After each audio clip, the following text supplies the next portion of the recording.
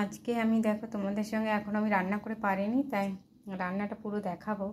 তা এখন আমি দেখাচ্ছি কী কী রান্না করব। আজকে মাংস এনেছে, মুরগির মাংস, হ্যাঁ সেটাই রান্না করে দেখাবো। আর তার জন্য এটা মশলাও রেডি করে রেখেছি, আর এখন এটাকে মশলাটাকে পেস্ট বানিয়ে নিতে হবে। এদিকে টমেটো আর এদিকে একটা শুক্তো মতন করব, বেগুন আর উচ্ছে দিয়ে, আর কিছু করব না। আর পটল ভাজা করব, আর মাংসের জন্য আলু কেটে রেখেছি। আর এখানে দই আছে, মাংসটা দই দিয়ে ম্যারিনেট করব। এটা বাড়ির বসানোই দই। আর এদিকে আমার ভাতও রান্না হয়ে গেছে দেখো। তো এইগুলো পেঁয়াজ টিয়াজ কাটা হয়ে গেছে, বাস এখন রান্না। এই দেখো এখন আলুগুলো ভেজে নেব। তেল দিয়ে দিলাম। আমি প্রেশার কুকারেই একবারে বানাবো, কেন কি আমি প্রেশার কুকারে এই জন্যেই বানাই যাতে চারদিকে না ছিটে ছিটে যায়, তারপরে পরিষ্কার করতে খাবো খুব সমস্যা হয়। এটা কিন্তু একটা টিপস রান্নার।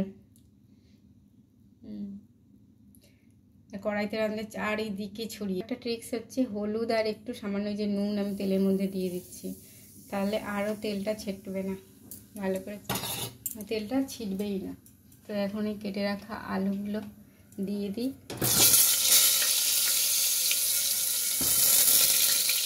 তো এটা ভালো করে ভাজা হোক, দেখো অতটা ছিটলো না।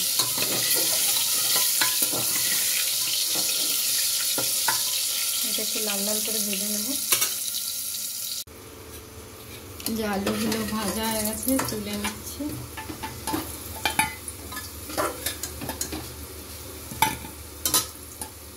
এর মধ্যে আরেকটু তেল দিয়ে দেবো। মাংস তেল দিয়ে এরকম সমস্ত গোটা গরম মশলার মধ্যে আছে গোলমরিচ, লবঙ্গ, জিরে আর দারচিনি, শুকনো লঙ্কা, সব দিয়ে দিলাম পুরোটা।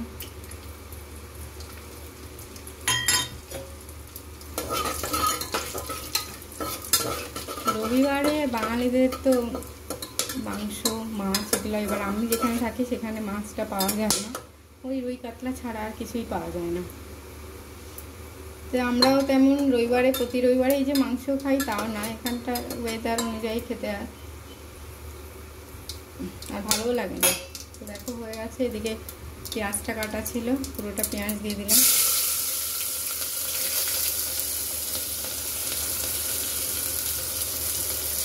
পেঁয়াজটা একটু ভালো করে ভাজা হয়ে, আলু ভাজার সময় তো নুন হলুদ দিয়ে রেখেছি, ওই জন্য এখন আর দিলাম না। এটা একটু ভালো করে ভাজা হয়ে যাক। দেখো এবার এই টমেটোগুলো দিয়ে দিয়েছি, আর এই যে আদা রসুনটা দিয়ে এটা পেস্ট বানিয়ে নিয়ে আসছি। আর ম্যারিনেট করে নিচ্ছি। দেখো প্রথমে দইটা দিয়ে দিই। আমার বাড়িরই পাতানো দই কিছুটা ইউজ হয়েছে, দিয়ে দিচ্ছি 2 চামচ মতো, 2-3 চামচ দিয়ে দিচ্ছি, ভালো কালার আসবে গ্রেভিটা। এরপরে দিয়ে দিলাম একটু পেস্ট, এটা 2 চামচ মতনই দেবো, রসুন আদা টমেটো। তারপরে দিয়ে দিই হলুদ,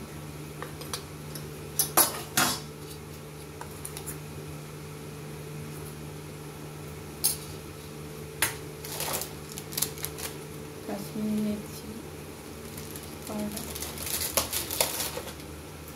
আর এর মধ্যে দিয়ে দেবো সামান্য একটু সর্ষের তেল।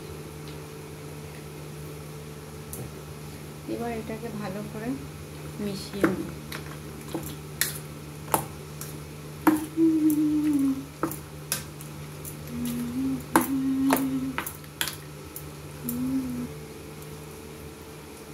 নুন আমি দিয়ে দিলাম একবারেই, আমি আর দেবো না, 1 চামচ নুন দিয়ে দিলাম।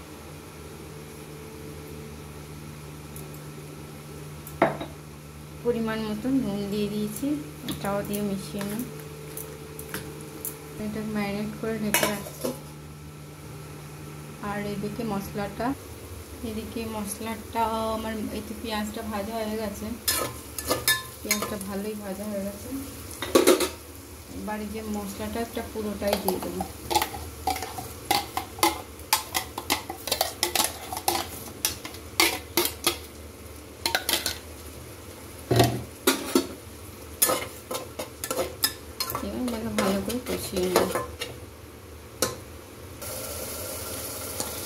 এবার দেখো ধনে গুঁড়ো দিয়ে দিলাম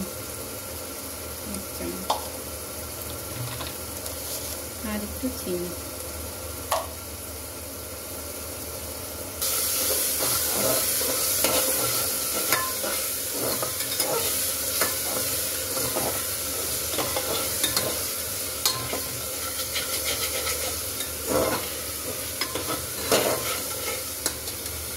মশলাটা প্রায় কষে আসছে, আর একটু কষা হোক, কালার এসছে। দই দিলে তো আরও ভালো কালার আসবে। এবার এদিকে আর একটা ফ্রাই প্যান বসিয়ে দিয়েছি, এখানে বাদ বাকি যে রান্নাগুলো একসাথে করে নিই, কারণ কি দেরি হয়ে গেছে।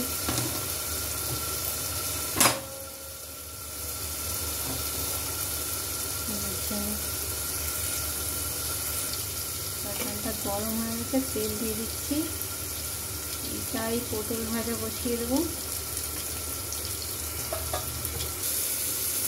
তেল বেরিয়ে পুরো মশলাটা ভালো করে কষানো হয়ে গেছে। এবার ম্যারিনেট করে রাখা চিকেনগুলো দিয়ে দিচ্ছি।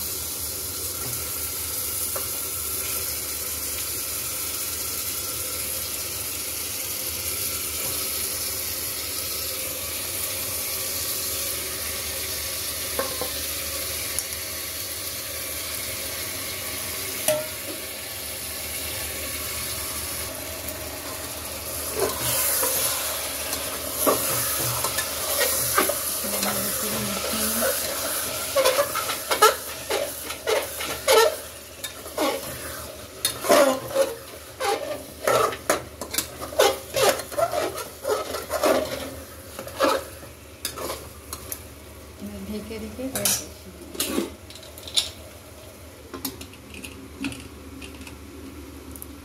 এদিকে পুরো গরম হয়ে গেছে। আর আমি এই যে পটলটাকে নুন হলুদ দিয়ে মাখিয়ে নিয়েছি, তেল দিয়ে দিই।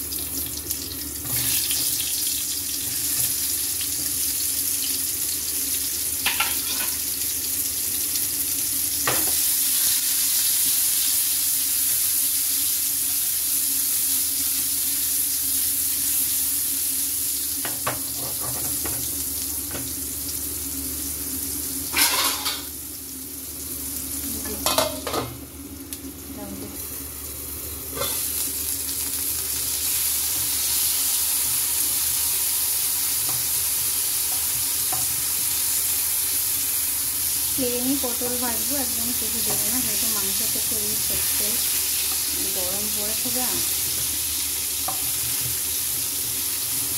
ভালো করে ভাজবো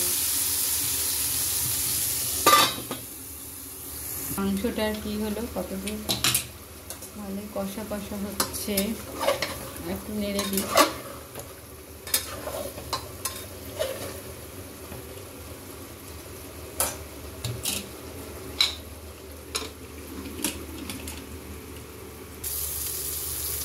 সুন্দর করে পটল ভাজাগুলো হয়ে গেছে, তার সাথে একটু কাঁচা লঙ্কা কিনতে ভেজে নিচ্ছি।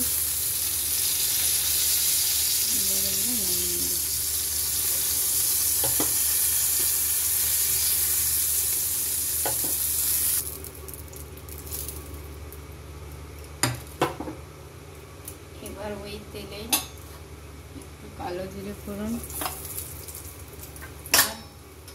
রাঁধুনি, একটু জিরে, রাঁধুনি দিই, একটু দিলাম আজকে কালো জিরে রাঁধুনি। আমার এই তিনটে খুবই ফেভারিট। আর তার সাথে একটু কাঁচা লঙ্কা দিয়ে দিলাম।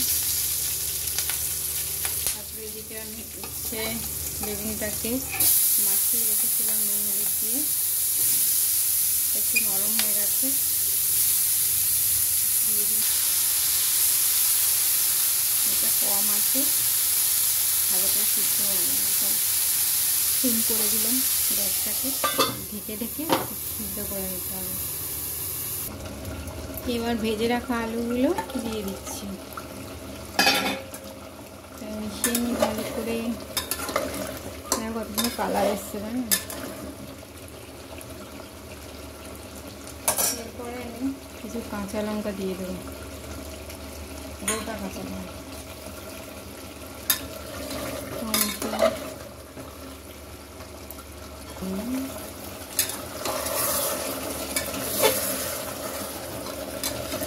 এবার তেল ছেড়ে দিয়েছে।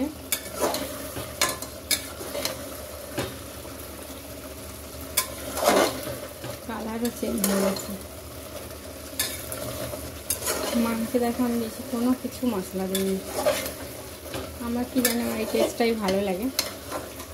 সবারই একটা রান্নার একটা আলাদা ধরন আছে, আমারও না অনেক রকম করেই করি, আজকে একটু আলাদা রকম করলাম। এবার যে মশলার জলটা আছে সেইটা আমি দিয়ে দিলাম।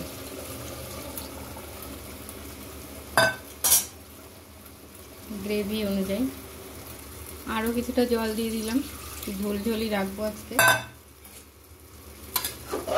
এখনো ফুটবে তো। যেহেতু নুনটা অনেকটা দিয়েছি, তো আমাকে কষা কষা নামালে খাওয়া যাবে না, খুব নুন লাগবে। তো এবার এটা ফুটে গেলে গাঢ় গাঢ় করে নামিয়ে এটাকে ফুটতে দিই। আবার একটু ঢাকা খুলে রাখবো, পুরোটা ঢাকবো না, নাহলে এর একটা কীরকম একটা গন্ধ বার হয়। দেখো এবার এটাও প্রায় হয়ে গেছে।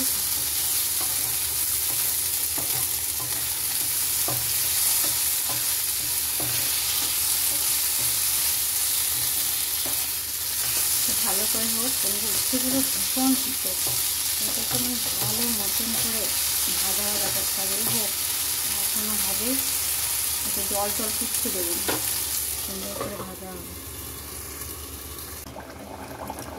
এবার দিয়ে দিলাম গরম মশলা, হয়ে গেছে। এটা ঘরেরই বানানো, খুব সুন্দর।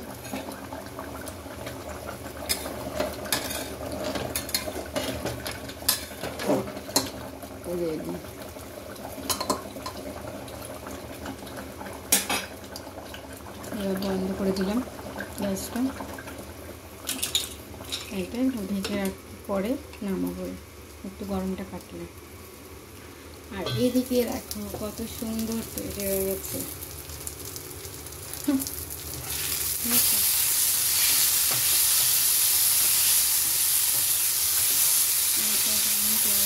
কালারটা আমার রান্নাতে আজকের মতো এইগুলোই বানিয়েছে। সকালে রাজমা একটু লাস্ট ফিনিশিংটা কত সুন্দর হয়েছে দেখো, পুরো মাংসটা রেডি হয়ে গেছে, একদম লাল লাল ঝোল। আমি কিন্তু ঝাল বেশি দেইনি, কারণ আমার ছেলে আছে, তো ছেলে ঝাল খেতে পারে না।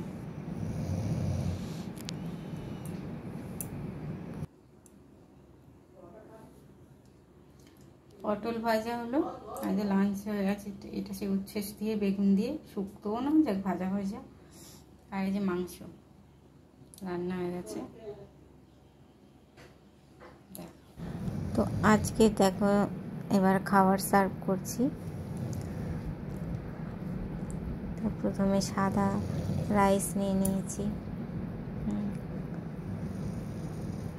এক বাটি সাদা রাইস, সাদা ভাত, আর তার মধ্যে দিলাম লেবু, স্যালাডের জন্য শসা আর একটা পেঁয়াজ।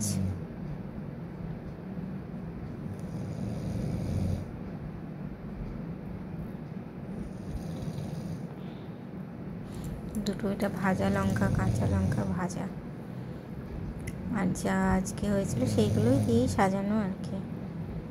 তাও আমার ইচ্ছে হলো দিতে, যে একটু সাজিয়ে গুছিয়ে পরিবেশন করাটাও দেখাই লাস্ট ফিনিশিং।